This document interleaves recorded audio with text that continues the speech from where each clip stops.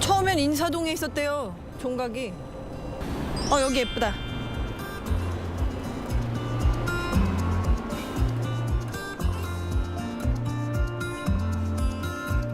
볼까요?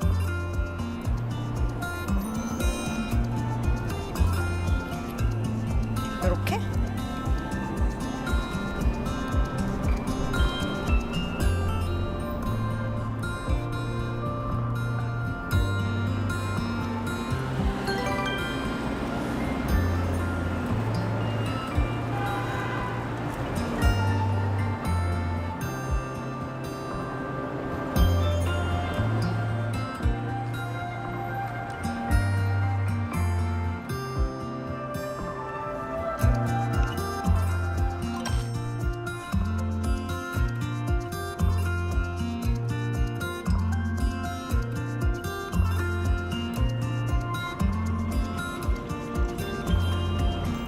오늘의 구름채색 끝.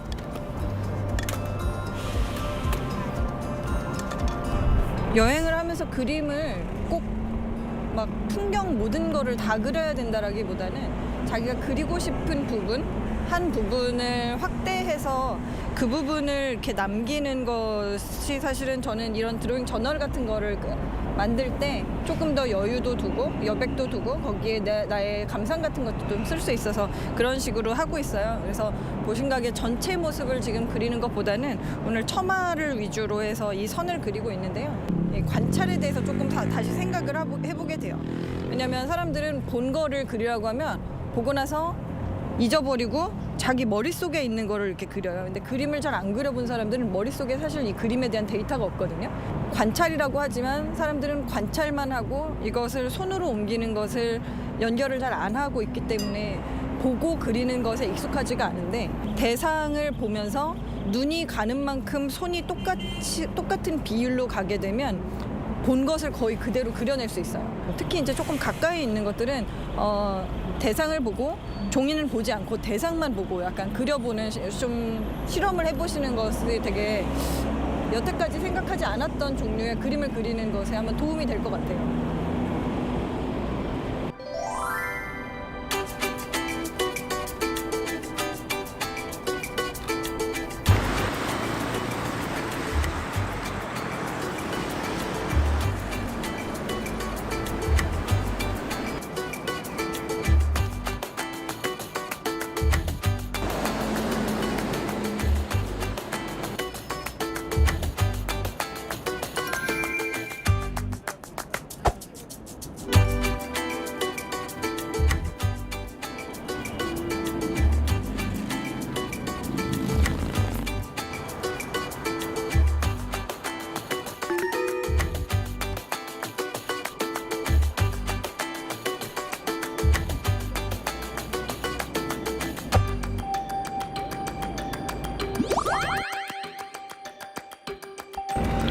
종각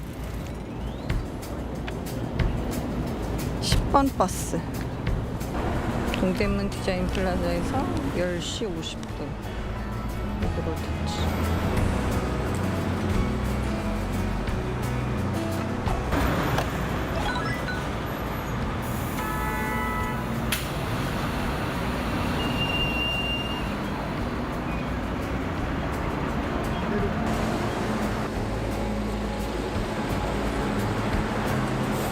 기억에 남았던 곳은 사실 내렸던 데보다는 아까 바깥에서 타고 갈 때 그 남산을 보고 올라가는 그 골목이 있었어요.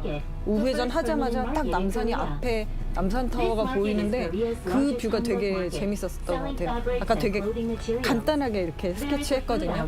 그 뷰가 옆에는 다 이렇게 빌딩 계곡이고 앞쪽에 산이 있고 거기에 이제 남산타워가 보이는 그 장면이 제일 인상적이었던 것 같아요. 저에게 처음 그림을 그려라고 말씀해 주신 선생님이 글씨를 쓸 수 있으면 그림을 그릴 수 있다라고 얘기를 해주셨었어요. 어렸을 때는 다들 막 벽에다가 그리다가 이게 이제 학교를 가거나 다른 사람하고 비교를 하기 시작하면서 이제 그림을 안 그리게 되는 거예요. 그래서 성인이 됐을 때 다시 그림을 좀 그리겠다라고 마음을 먹으면 다른 사람하고 비교하지 않으면 사실 되는 거예요. 그래서 글씨로 쓸 수 있는 기록을 옆에 그림 기록의 도구를 하나 더 갖췄다라는 생각이거든요. 드로잉을 그냥 낙서라고 생각하시고 시작을 해보시는 것도 저는 추천합니다.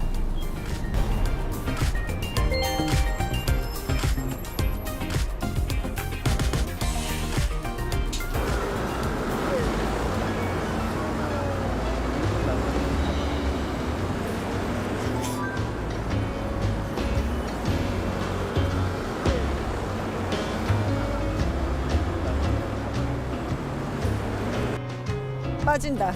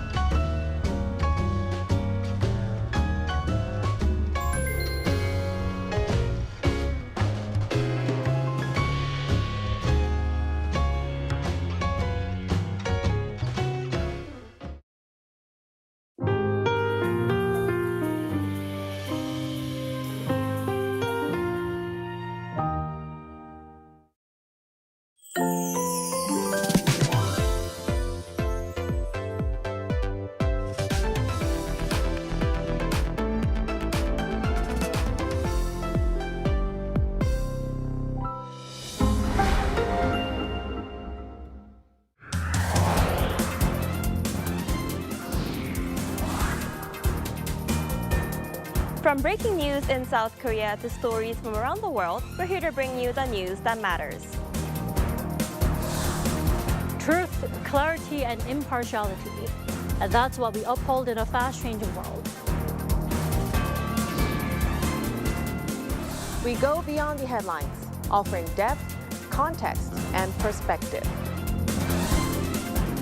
This isn't just news, it's our commitment. News you trust. Arirang News.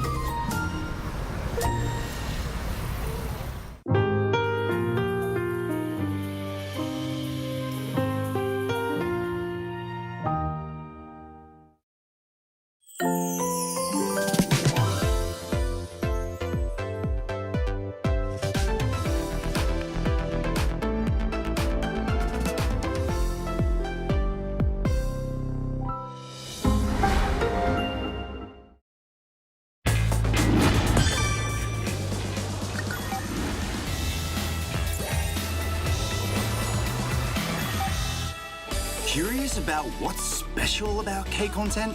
In recent years, Korean cultural content has taken the world by storm. So, what's your favorite K content?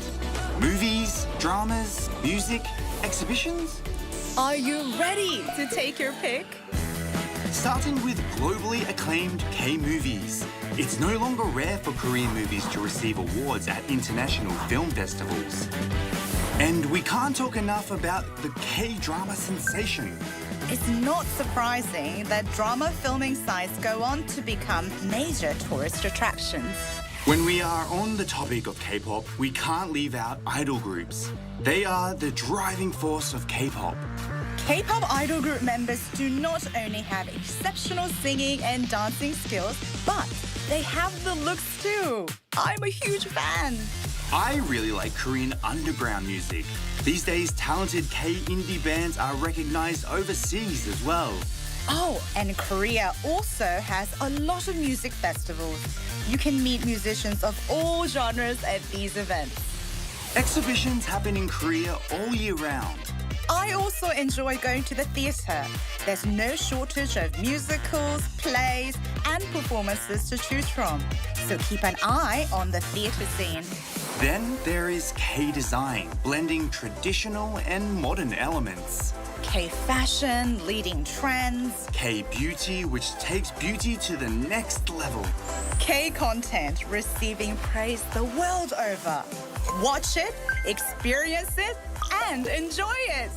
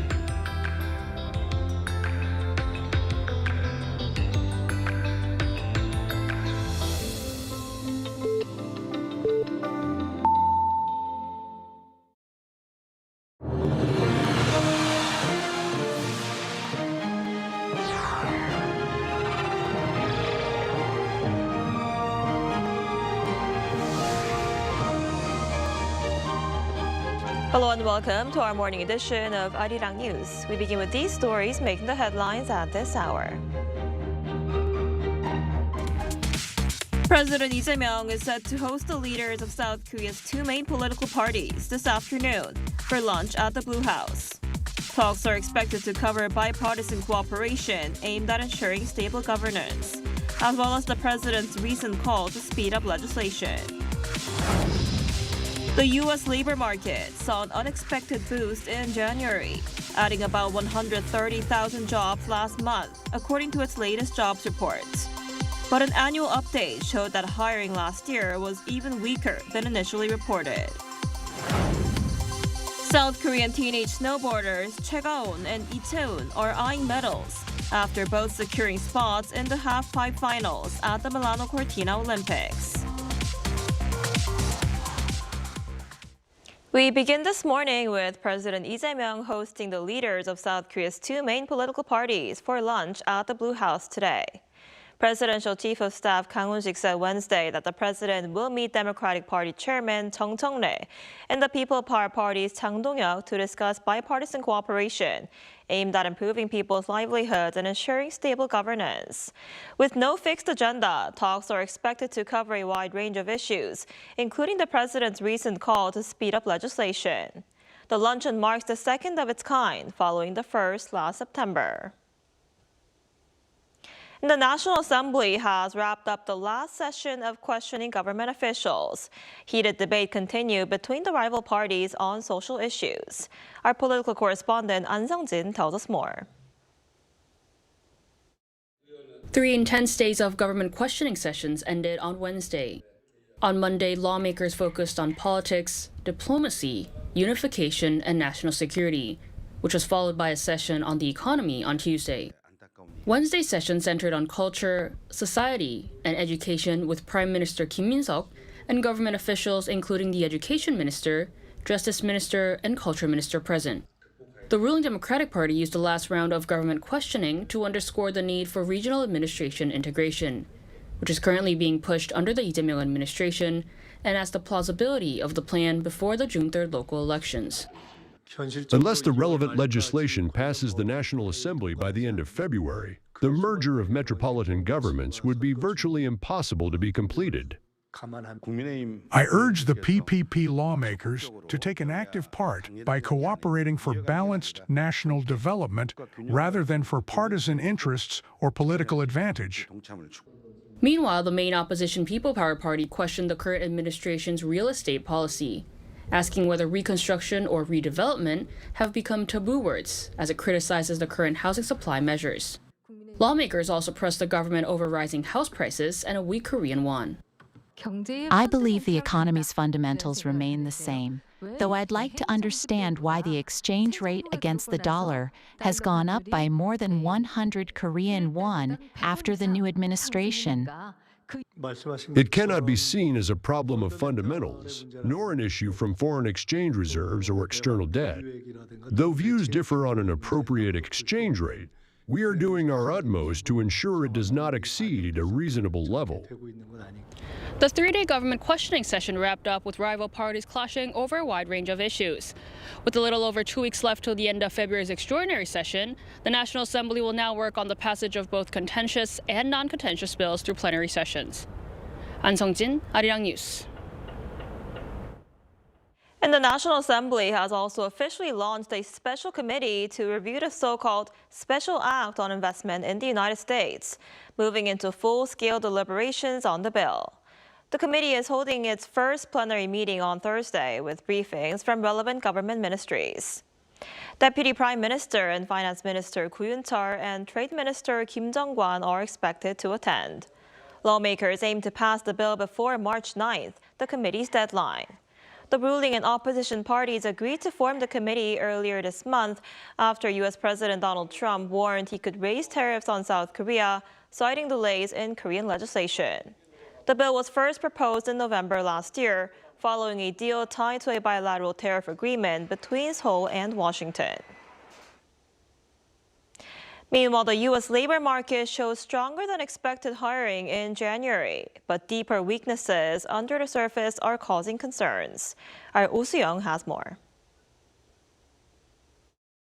U.S. job growth unexpectedly picked up in January, easing immediate concerns of a sharp labour market slowdown, but experts warn of a long-term fragility. On Wednesday, the U.S. Bureau of Labor Statistics reported that employers added 130,000 jobs in January, far above market expectations, with major gains in healthcare.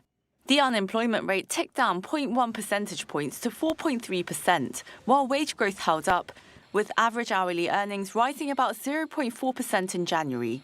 Yet the broader picture on jobs is less rosy. Annual benchmark revisions show that total job growth last year was dramatically slower than previously estimated, slashed from around 584,000 jobs to just 181,000. This means average monthly job growth was roughly 15,000 jobs, with employment gains concentrated heavily in healthcare and with minor gains in the retail and utility sectors. Meanwhile, job losses were recorded in financial services, transportation, mining and logging industries. Economists warn that the headline gains could be masking deeper weaknesses in the labour market, as broader losses in pay and income point to uneven growth. Both of those metrics showed a spike in the second half of January. For the lost pay and income one, we'd actually seen this upward trend begin in late 2025. But what changed in 2026 is that it spread from more just the lower income group who were more isolated and kind of experiencing tougher economic conditions. It spread to hit the high income group. And that's kind of ringing alarm bells for me because of what we've seen with the K-shaped economy and because of how important that group has been for driving overall economic growth. With hiring slowing and unemployment stable, many analysts believe the US job market is entering a period of stagnation.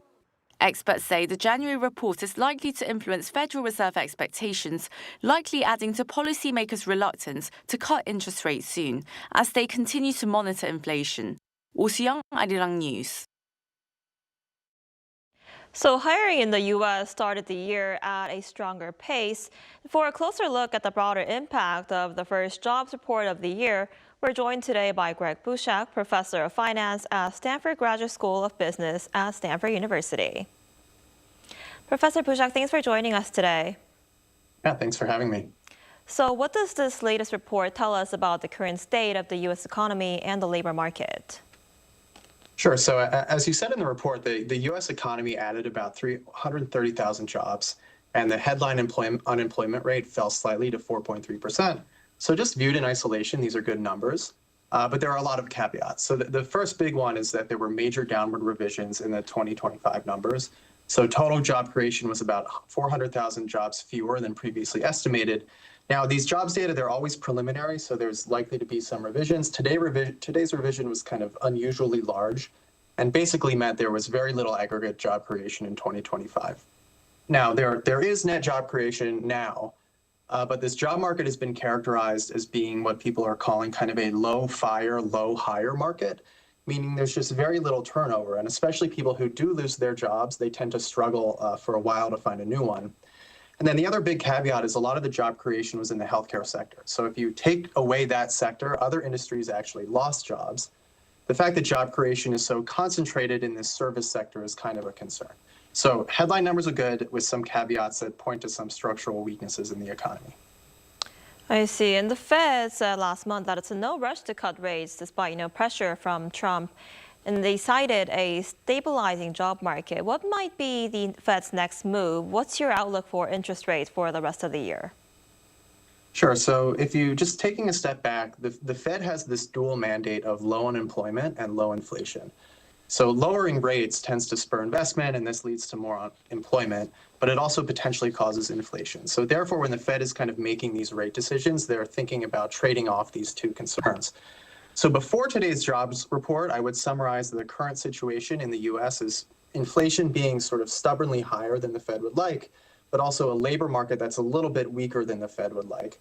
Now, in light of this trade-off that I mentioned, the Fed has been sort of right on the edge of wanting to lower rates versus keep them steady.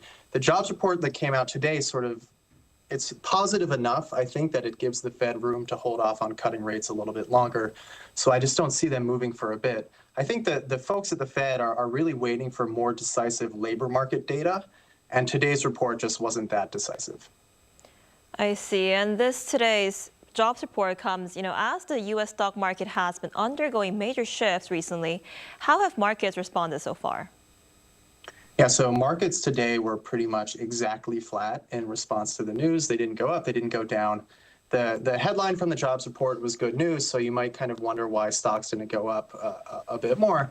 So a few things, as we've been discussing, this is a good headline number, but beyond that, these caveats make it not such a rosy picture.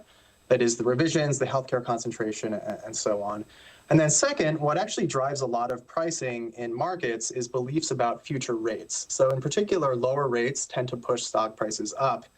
And all things considered, this jobs report sort of makes the near-term rate cut less likely, and that expectation weighs down on stock prices, which can kind of offset the relatively good labor market news. Right, and investors have been cautious ahead of this jobs report and other key economic data to be released. And this week, Bitcoin fell to its lowest level since Trump took office. Why is this, and what should investors be watching for? Yeah, so I'll say a few things about crypto in general and Bitcoin in particular. So, crypto is an asset. It doesn't pay dividends or generate cash flows. So if it has fundamental value at all, it sort of has to come from its usefulness. There is some recent innovation around things like stable coins, which are crypto assets pegged to normal currencies, together with some regulatory innovation like the Genius Act that just passed in the US. This is intended to make these assets a little bit more useful in doing transactions, and that's kind of an interesting developing area. Now, Bitcoin is outside of that. It's a little bit different. So like these stable coins, it produces no cash flows, but it also has a very limited transactional use. It's slow, it's energy intensive relative to established currencies. Really, its main comparative advantage is mostly around facilitating like illegal or otherwise restricted transactions that the ordinary payment system won't touch. It's also very volatile, so it makes it a poor store of value. So the question is, why is it valuable at all? Well, if speculators are willing to buy it at high prices, the price can be kind of self-sustaining. But that equilibrium where people are willing to pay a lot is unstable and very fragile. It can unravel easily. And a lot of market microstructure events can have a big impact. So for example, there are some reports around this big decline in price that suggested there was a single large seller that put pressure down on prices. Now, if you're a participant in this market, you see that and you're kind of wondering whether that's a one-off or if the whole sort of equilibrium that's keeping prices up is dissolving, and they may sell in response. And that's kind of has this cascading effect. And I think that's a little bit of what was going on here rather than something that was linked more to Bitcoin's fundamentals or fundamentals in the economy. So, all in all, these large swings are expected because there's just not a lot of fundamental value there. I wouldn't really tie the move to something deeper, aside perhaps the rise of these competitor stablecoins. I see. All right, Professor Pushak, thank you so much for your time and insight today. We appreciate it. Yeah, thanks for having me.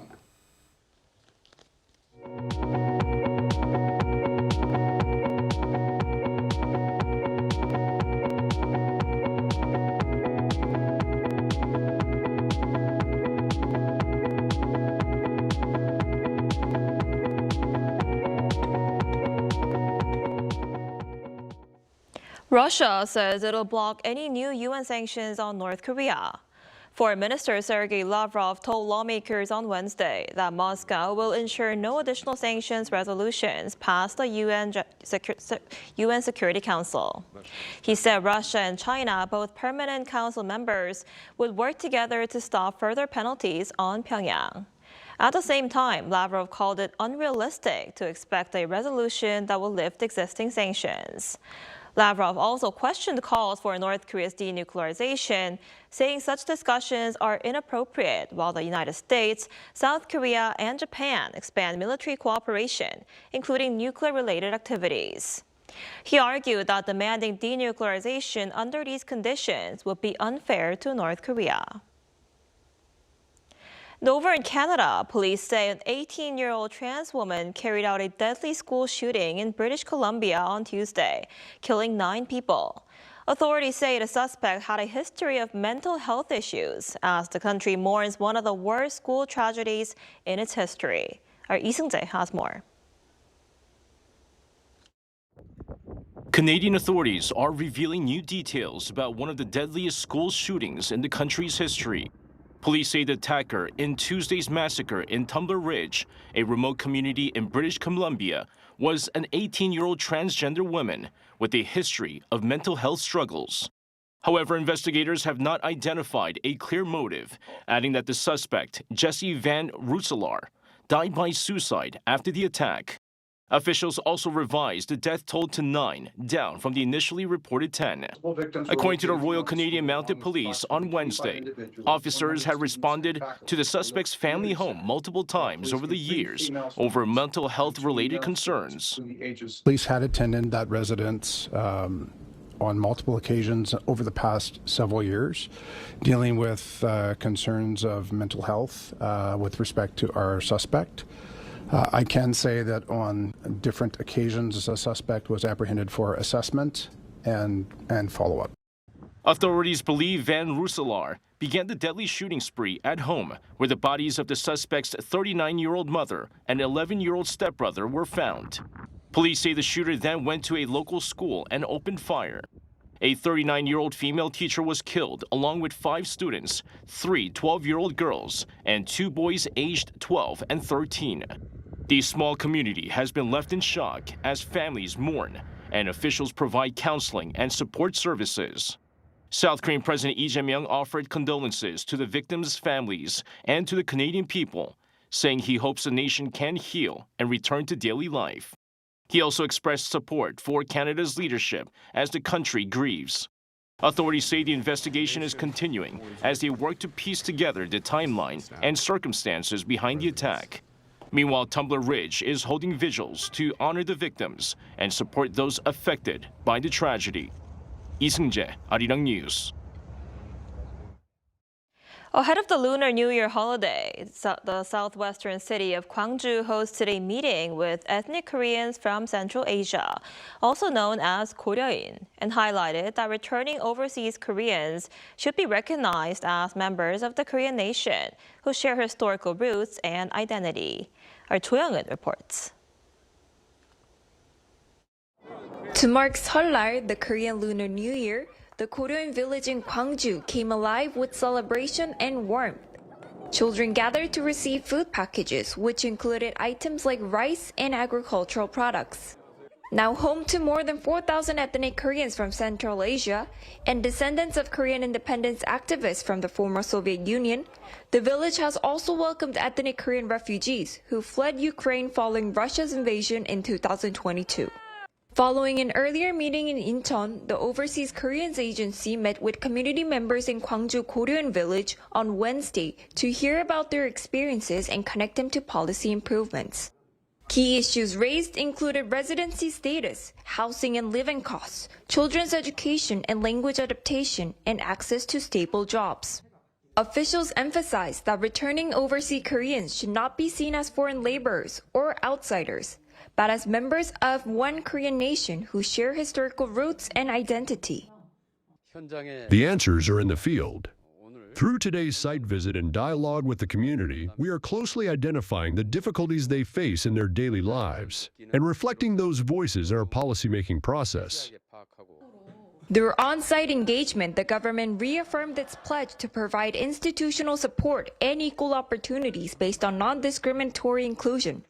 During the event, officials also met with residents in key community facilities, including the Comprehensive Support Center and the Tamoa Children's Park. They connected with the community through cultural exchanges, trying on traditional costumes and visiting the Koryoin Culture Center. These efforts are expected to help build a more inclusive society, enabling returning overseas Koreans to build their lives with stability in Korea. Cho Young-eun, Arirang News, Gwangju.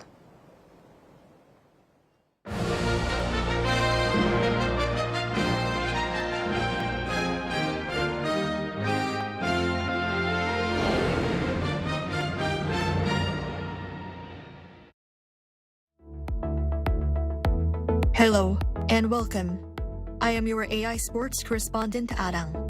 This section features AI-generated content and scripts, bringing you the latest news from the Olympic Winter Games Milano Cortina 2026. Here are our top stories. South Korean teenagers Tae-ga-on and Lee Tae-woon both secured spots in the snowboard half-pipe finals on Wednesday at Livingno Snow Park. In the women's event, 17-year-old Tae-ga-on scored 82.25 points in her first run to finish 6th among 24 boarders.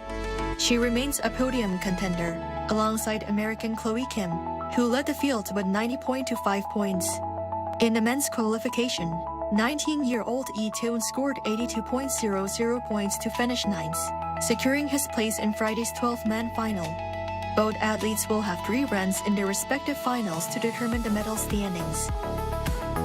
South Korea's Gu Kyung-min finished 10th in the men's 1,000-meter speed skating final on Wednesday at the Milano Speed Skating Stadium.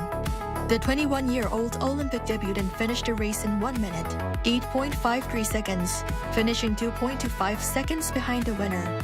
American Jordan Stolz won the gold medal with a new Olympic record of 1 minute, 6.28 seconds. Gu stated after the race that he executed his plan well despite the high stakes. He now shifts his focus to the 500-meter sprint on Saturday. Swiss alpine skier Franjo van Almen won the men's Super G on Wednesday, claiming his 3rd gold medal of the Games. The 24-year-old beat American Ryan Cochran-Siegel by 0.13 seconds.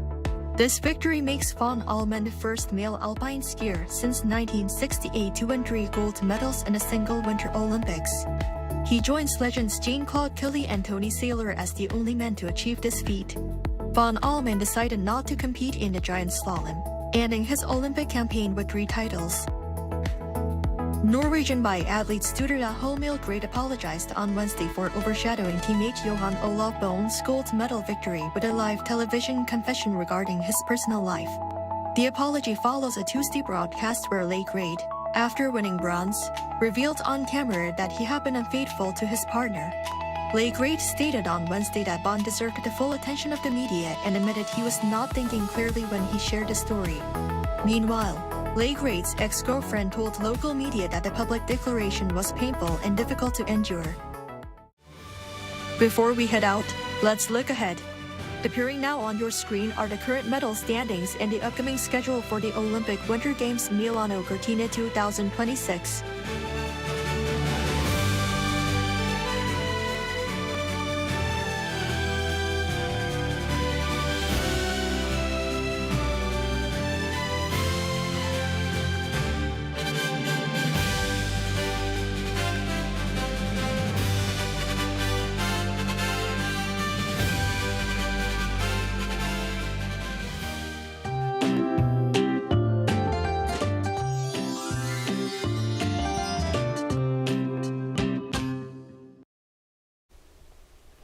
As temperatures rise, the fine dust level has risen as well.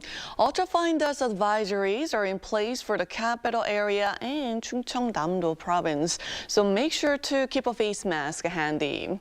Skies will be mostly clear nationwide, but the eastern regions remain very dry. Extra care is needed to prevent wildfires. Well, it was a colder start than yesterday, but highs will rise 1 to 4 degrees Celsius higher than yesterday. Seoul will be getting up to 9 degrees Celsius. Daegu, Jeju both topping out at 12 degrees. Rain or snow is expected on Jeju this weekend and in the east of Gwangju province next Monday. Then no severe cold is forecast during the Lunar New Year holiday.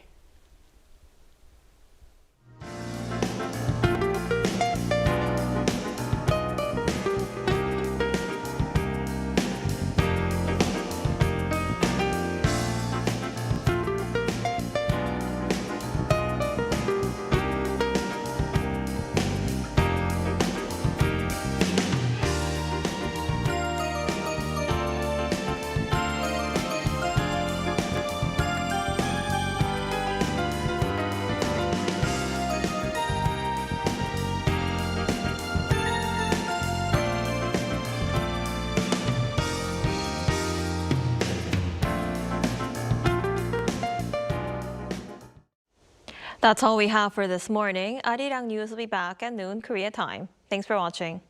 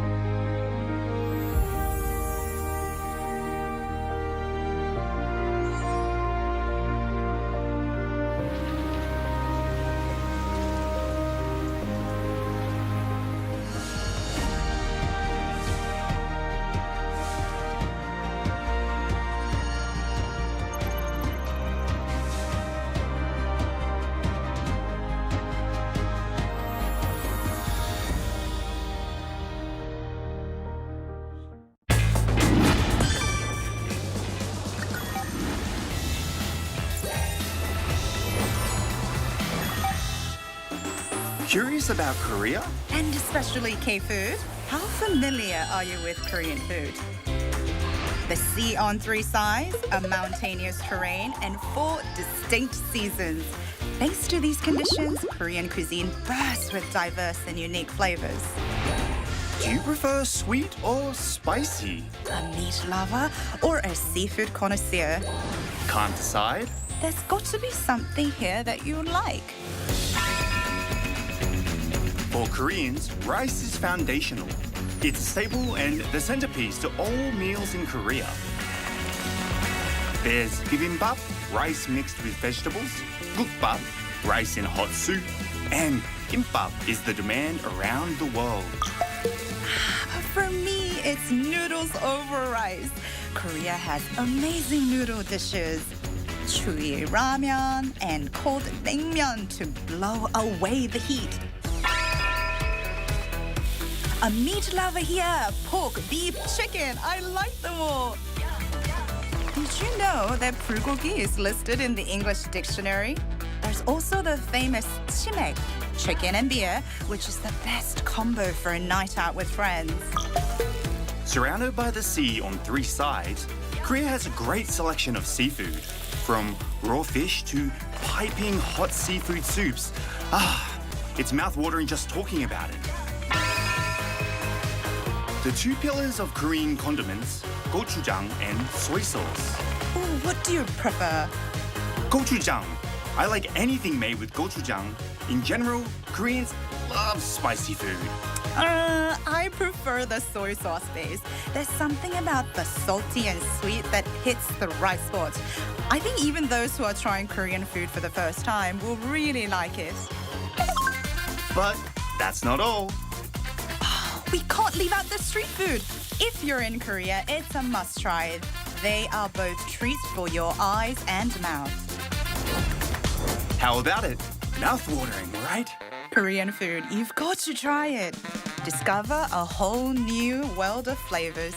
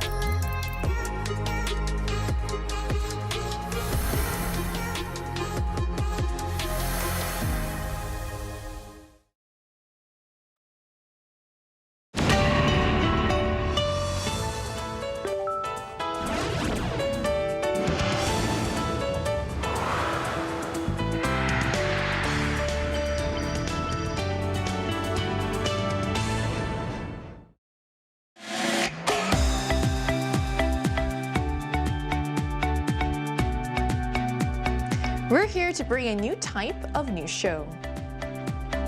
New insight, new styles, and new topics every day. We are News Generation. Bringing news just for you is Thursday, February 12th here in Seoul. I'm Lee Soo-jin, and this is News Generation. Joining us today is Ki. Good morning. Good morning. Also Niles with us. Good to be here. and both are here to speak on behalf of people in their 20s and 30s. So we're headed into the latter part of the work week, and you've probably passed by or even visited this place multiple times already. There's one spot in Korea, though, that might not immediately come to mind when you think of a must-visit destination, and it's none other than convenience stores. So it might seem ordinary since they've become such a staple of daily life, but these corner stores are now an essential part of our routine. So whether it's grabbing a quick snack or sipping on a hot coffee or picking up daily necessities, convenience stores really are everywhere. So how often do you find yourself stopping by a convenience store, Key?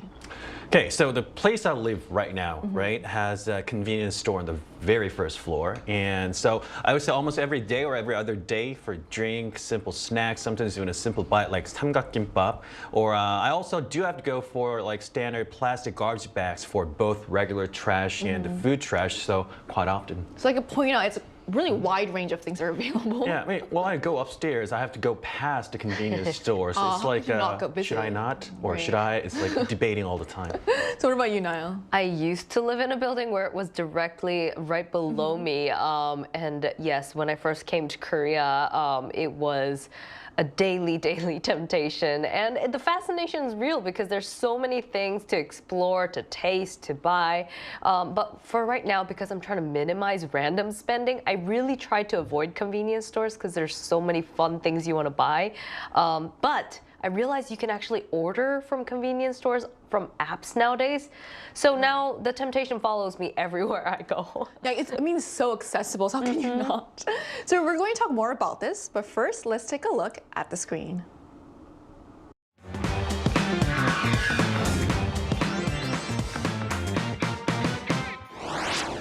South Korea's convenience store culture continues to evolve, offering everything from a wide variety of snacks and daily essentials to even delivery services.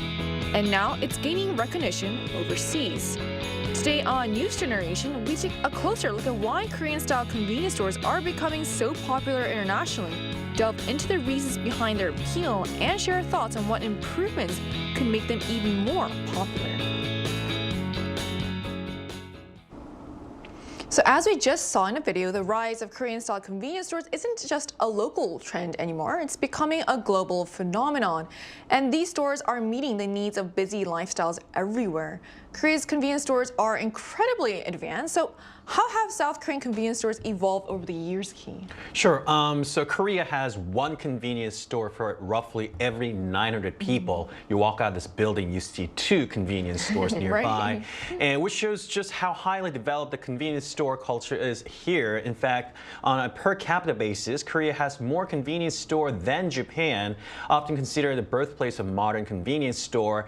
As they've evolved, Korean convenience stores are no longer just simple retail outlets. They become hybrid lifestyle spaces combining elements of a restaurant, a cafe, or even a study lounge. And on top of that, you can send parcels, buy over-the-counter medication, and access to a wide range of everyday services and necessities, making them an essential part of your daily life. Right. The evolution of convenience stores in Korea into multifunctional spaces is truly impressive. Not only are they meeting basic needs, but they've also become places where people can enjoy meals and even take care of errands. So what are some other cool innovations that people can find in Korea's convenience stores? So if you used to think that convenience stores is just for quick bites, nowadays you can even find vegetables that if you didn't want to go too far, maybe small bananas, even trendy items like dujeongku we recently covered, and you can find them at your local convenience stores. Lunch boxes or like Han River type ramyeon, it makes it very sustainable and it's easy meals, very accessible. And in many areas there's well-developed convenience stores, and some even offer item storage and or like he mentioned, postal services, and they sell or rent portable batteries. So if your phone runs out, you can can quickly run to the convenience store. And even the alcohol selection has expanded from just Korean drinks to wine, hard liquor, and collaboration with clothing brands. You can sometimes even quickly just buy a t-shirt if you need one, makeup remover, toiletries, depending on where you go. If you forgot something, even when you're traveling, it's very easy access. And they usually also have ATMs, so you can also draw money, send money, and take care of simple banking tasks. I think that's what makes it so fun to visit convenience stores here in Korea, because you get new products every week or every month. So it's great to see how convenience stores have diversified, offering everything from meals to a safe place. So it's not just a local trend either. Korean-style convenience stores are now expanding beyond borders, which is quite impressive. So how have Korean convenience stores tailored themselves to meet the needs of different countries? What do they look like overseas? So recently in Vietnam, convenience stores specialize in K-food, selling Korean favorites like tteokbokki or omuk or fish cakes, have been gaining strong popularity. And many Vietnamese Gen Z and millennials say they're enjoying the taste of the Korean street food they've only seen in Korean dramas or movies. Vietnam in particular has seen a surge in so-called themed or specialty convenience store, ranging from Korean K-food and bakeries to cafes, wine, and character-branded concepts. In fact, Korean convenience store chains now account for more than 30% of all convenience stores in Vietnam. And as of last year, if you take a look at the screen now, their sales had surged by as much as 42 times compared to their first year of entry. So in 2018, they've had about 2.9 billion Korean won in sales, but last year we saw a whopping 122.8 billion Korean won, which is worth $83.6 million US dollars. Well, that's a very impressive figure, and the spread of Korean convenience stores around the world shows just how powerful the influence of K-culture has really become. And it sounds like it's a great way to introduce foreign markets to Korean products. And as these stores continue to grow internationally, it'll be interesting to see where they're expanding next. So, Niall, are Korean convenience stores also succeeding markets outside of Asia? Yeah, for sure. Last year, actually, a Korean convenience store opened in Hawaii, and they sell the same products that you can find in Korean convenience stores. And some of the popular ones are things like cups of ice. You would think it's so simple, but Koreans also love to go for their cups of ice and put whatever drinks they like to on the spot. And Korean-style triangular kimbap, as Ki mentioned that he usually likes to eat, samgakkimbap. And they're very popular among foreigners. And until now, as you mentioned, the Korean convenience stores have mainly expanded across Asia, including countries like Mongolia, Malaysia, Kazakhstan. Recently, however, they have expanded to the US market as well. So it is quite amazing how Korean convenience stores have made their way to Hawaii and beyond. Offering familiar products like iced cups and kimbap really taps into the global interest in Korea and its culture. And it's also exciting to see Korean stores expanding outside Asia and making their mark in overseas markets as well. So we also wanted to hear directly from our viewers about this. So we ran a poll on the Arirang News YouTube channel asking, why do you use or want to use Korean-style convenience stores? So here's what the results showed. So they show a clear preference for ready-to-eat products like ramen and kimbap, with 82% of respondents choosing this option. Ice cups and pouch drinks followed at 6%, while own brand products and delivery and in-store services garnered 7% and 5% respectively. So Korean convenience stores really excel in offering quick, satisfying meals that fit into busy lifestyles. And it's interesting to see that delivery services and in-store offerings are also gaining attention too, showing how convenience is evolving just beyond food. To gain a more global perspective, we're going to talk to a young person from Mongolia who often stops by Korean convenience stores. And that conversation will take place right after the break, so don't go anywhere.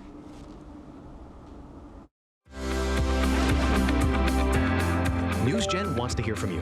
Go to YouTube and search out channel Arirang News. Click Posts and cast your vote in the poll. Make a new type of news with us. Joining us today is Sagarma from Mongolia, who frequently visits convenience stores in Korea. So hello, thank you so much for connecting with us today. Good morning. Hello. Nice to meet you all. Nice to meet you too. So how often do you stop by convenience stores, and can they be found in Mongolia? Yeah, because it's in every other corner, even I don't need anything to buy, I just stop by and go around. And of course, in Mongolia, they are over 1,400 Korean convenience stores, and specifically CU and GS 25, and also it's in the Ulaanbaatar, the capital city. You can find every other corner, just as in Seoul. Wow, it's great that we can find Korean-style, Korean convenience stores brands in Mongolia, especially Ulaanbaatar. But what snacks from Korean convenience store or meals are currently popular in Mongolia? First, I would say the coffee and the iced cup drinks. And of course, the samgak kimbap, the ramyeon and pultak 볶음면, and then udeng, the fish snack. And of course, they localized some Mongolian meals. You know, Mongolian loves meat, and they brought their lunch boxes, and also like a dumpling. You can find a Mongolian dumpling next to Korean kimbap. Wow, that's really exciting that there's cultural integration even with convenience store foods. In your opinion, what would you say is the best part of a Korean convenience store culture?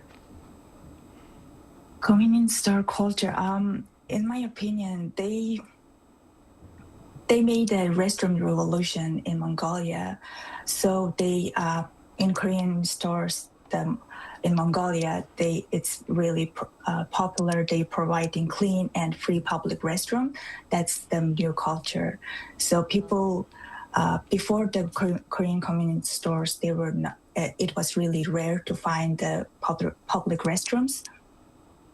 Yeah, and also it runs they are 24/7, so it's safe, and also they have Wi-Fi and free Wi-Fi and CCTV. It makes the neighborhood feel safer. Wow. I think that's really, I'm glad you pointed out the safety aspect of it as well. All right, so thank you so much for sharing your insight with us today. Thank you. Thank you for having me. Thank you.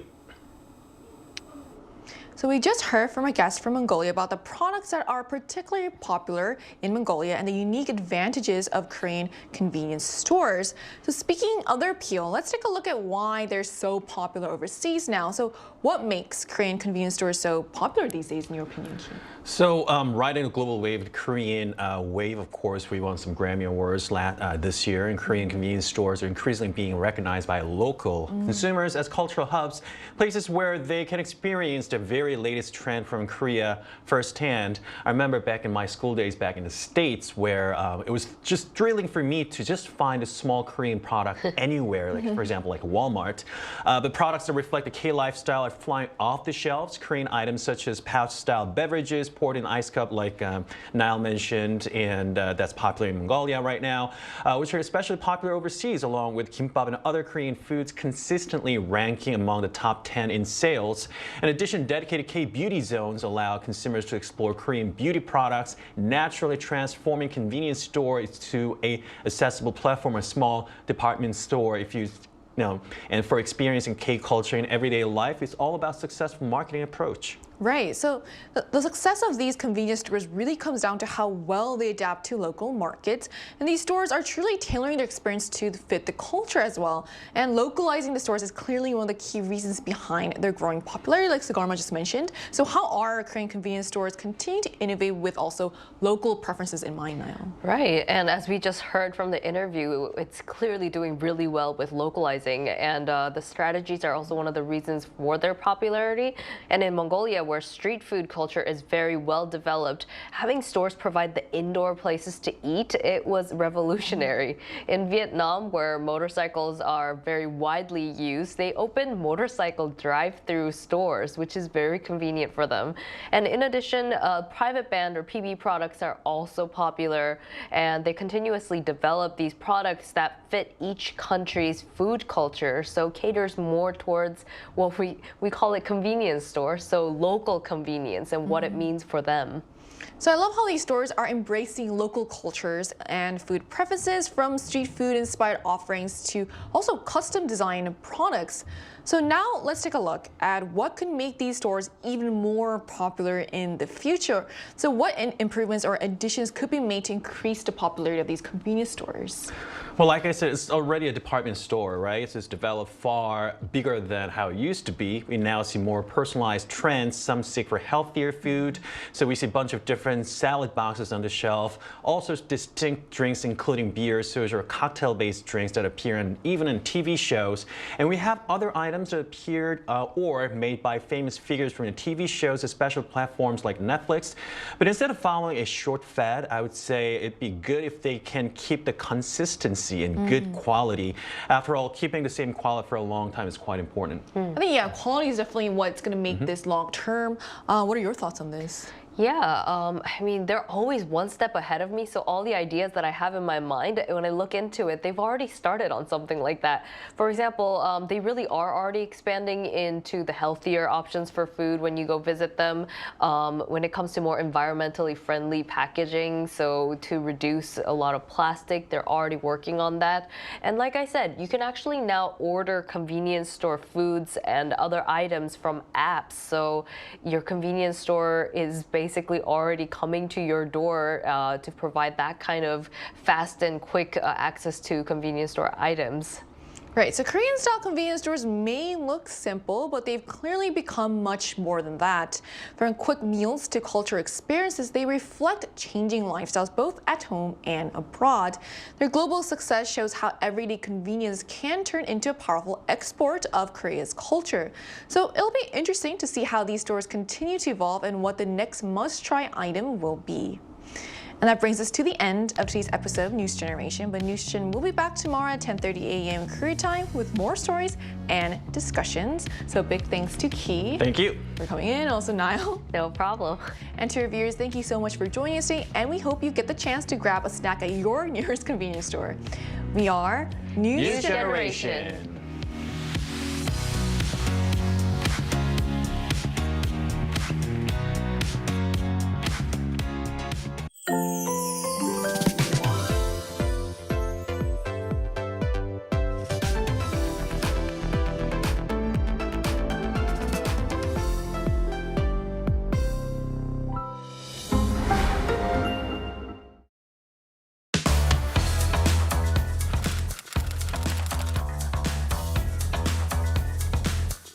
Time to set the facts straight.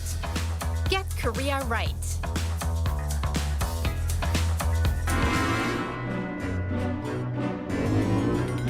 안녕하세요. 저는 인도네시아에서 온 관과회원 무티아라 하이라니입니다. 반갑습니다.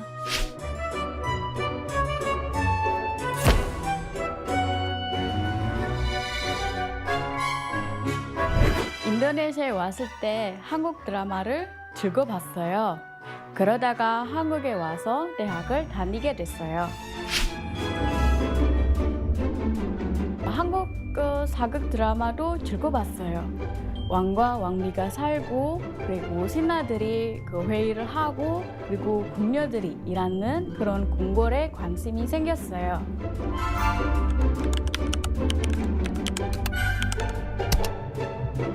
제가 제일 좋아하는 궁은 경복궁입니다.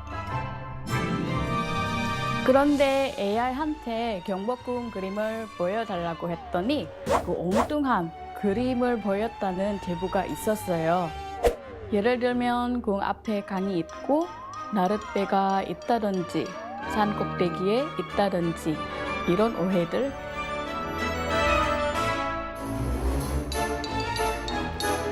제가 직접 경복궁을 소개해 드릴게요. 같이 갈까요?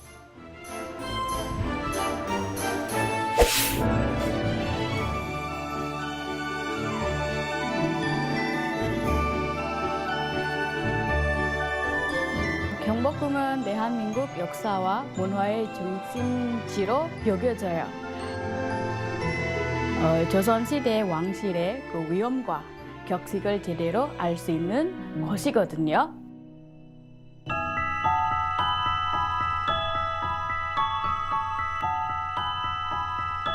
또 경복궁은 외국인 관광객이 많이 방문하는 그 서울의 랜드마크 중 하나입니다.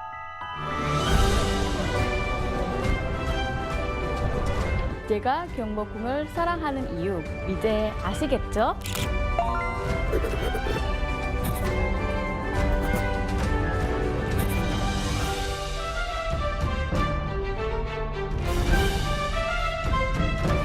한국에 대한 잘못된 정보를 바로 찾는 일, 여러분도 함께 해주세요.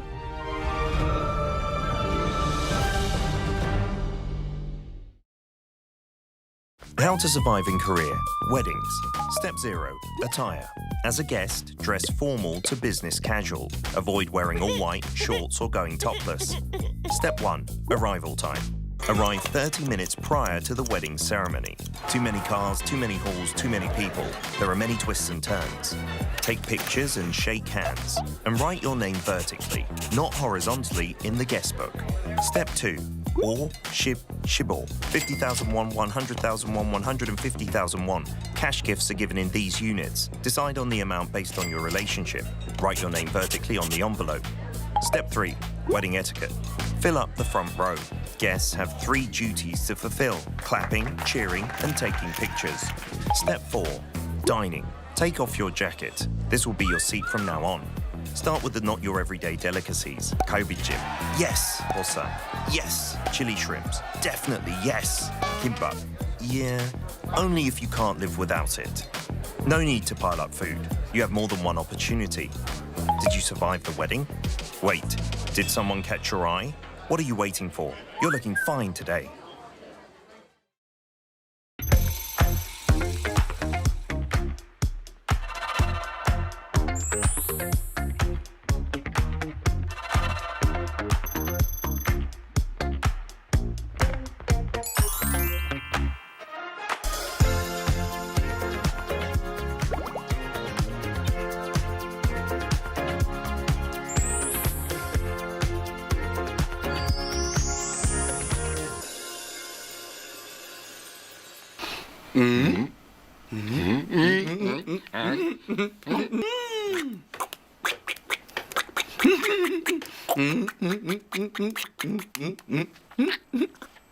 이 김밥 좋아 좋아.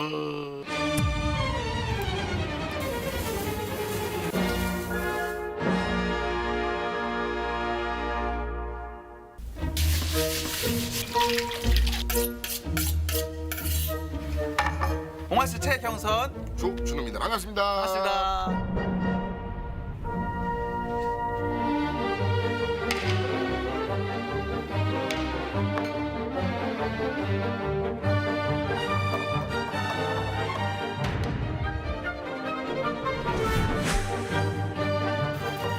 이 김밥 한 줄을 싸기 위해서는 정말 정성과 노력과 시간이 필요합니다.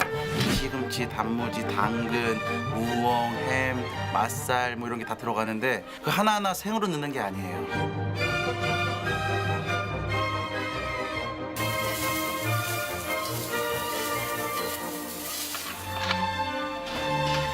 바쁠 때